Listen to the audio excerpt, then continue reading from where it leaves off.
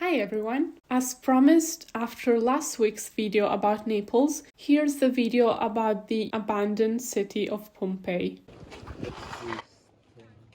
In July, I flew from Scotland to Italy for my summer holidays. On the first full day in my country, I got a train from Naples to go visit the Pompeii ruins. It really was a special experience. I'm on the train with destination Sorrento. As you can see from my face, it's hot.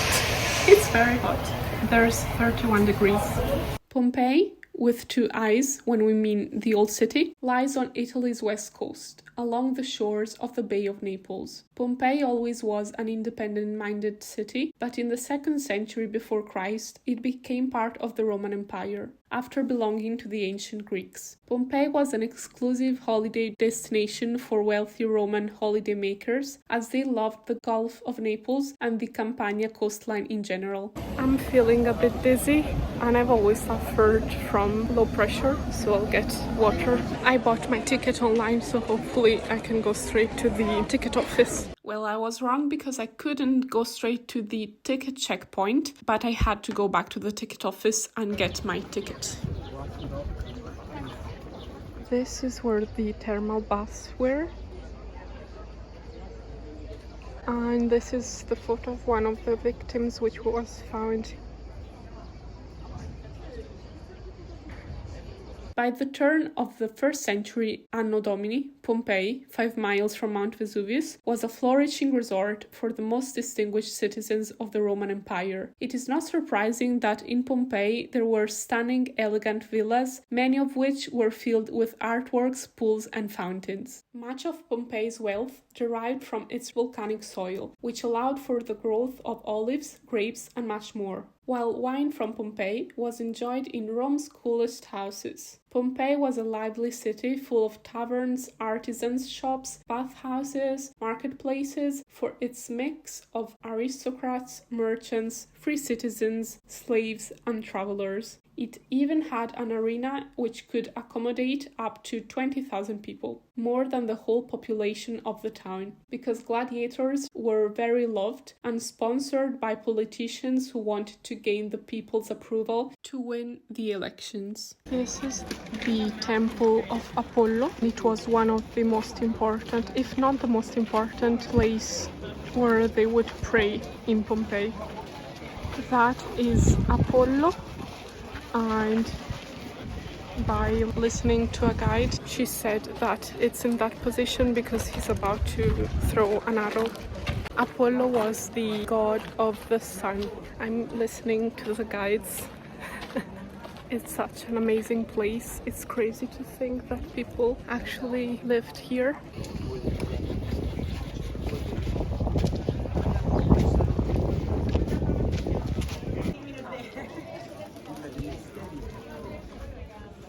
That looks like wooden fire or something else to make pizza. I found a really good spot, I think, because there's no one around. So I don't know if maybe it's because it's lunchtime, so everyone is having lunch. I had a late breakfast, so I'm not hungry yet. By the way, this is the villa of Diomedes. Diomede in Italian. You can actually fill up the water bottle in the bathroom because the water from the sink is cold. It's hot. I found the coolest spot in Pompeii. The problem is that there's nothing to see. I guess it was the fridge. Don't listen to me. I'm sure it wasn't the fridge. Not bad. I would say Diomedes was quite lucky. And his villa was, yeah, not bad. Maybe that was a pool. I would know had I read the description more attentively. I'll go back and read it now. I guess this was to let the water flow so that the villa wouldn't get flooded. 20 people have been found here because of the eruption of the volcano of the Vesuvius. Yeah, so they found 22 victims, including a child.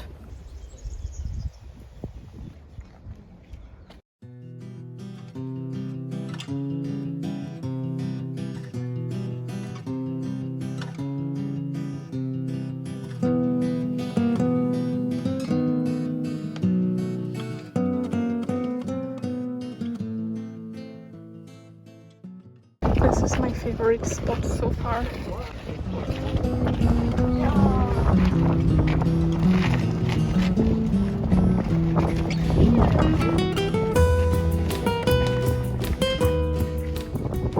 That's the volcano, the Vesuvius, and so the eruption came from there and washed over Pompeii.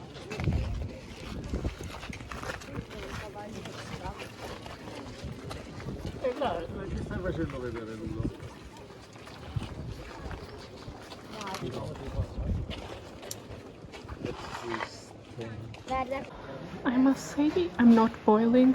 There's a nice breeze. On a separate note, if you're finding yourself fascinated by this setting and atmosphere, I highly recommend a book which I randomly found in a library in Matera a couple days after visiting Pompeii. I was lucky enough to notice the title because this book, The Wolf Den in English and Le Lupe di Pompei in Italian, drags you to ancient Pompeii, and reading it shortly after visiting the city was a beautiful way to prolong my journey, at least in my mind. I also learned so much about Pompeii's history by reading this, and at the moment I'm reading the second book.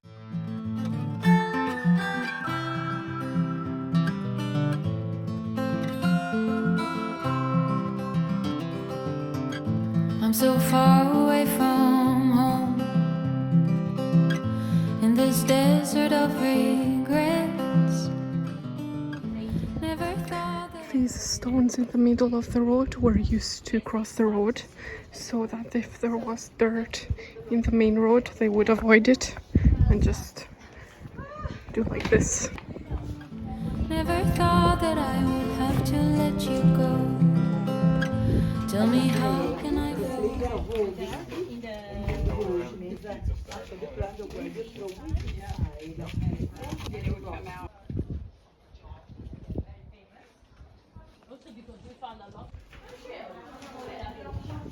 Lovers, Tulisi, you know that Zeus has a lot of lovers.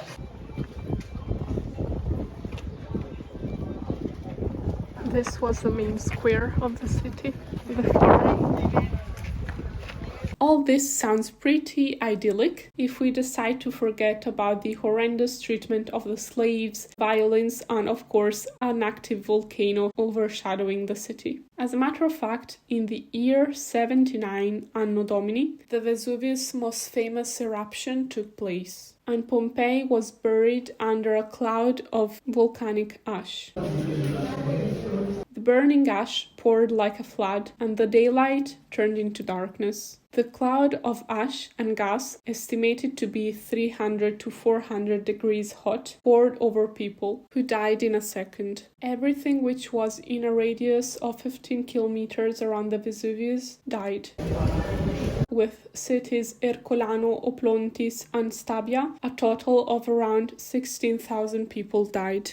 Seeing the corpses was so sad and makes you want to leave Pompeii quickly because the Vesuvius is still active. I was wrong because I always thought it was the lava which killed all the people trying to escape, but it was actually toxic gas and a rain of powder coming down from the Vesuvius. 2,000 people died in the city alone, and the city was left undiscovered and abandoned for almost the same amount of time. Then, thankfully for us, in 1748, a group of explorers discovered the ruins beneath the thick layer of dust. Pompeii was pretty much intact.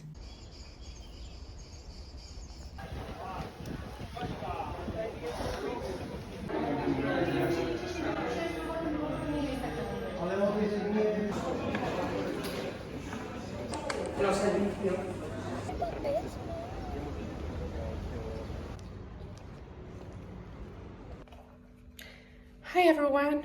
Oh my god, I'm not used to this heat anymore, but today was beautiful. I'm really glad that everything went well, and now I would say it's time for a shower.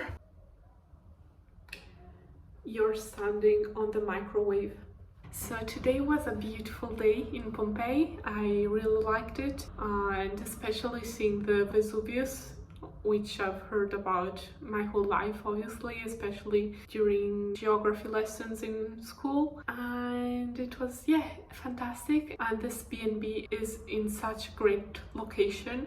It's not even 20 minutes, 18-minute walk from the train station, from where you get the train to Pompeii, which takes half an hour to go and half an hour to come back. And the return ticket is only €6, which is amazing. And everything was on time. I had a seat both ways. It was really good because I've heard horror stories about the Circumvesuviana, which is the line which goes around the Vesuvius. That's why it's called Circumvesuviana, because it runs around the volcano.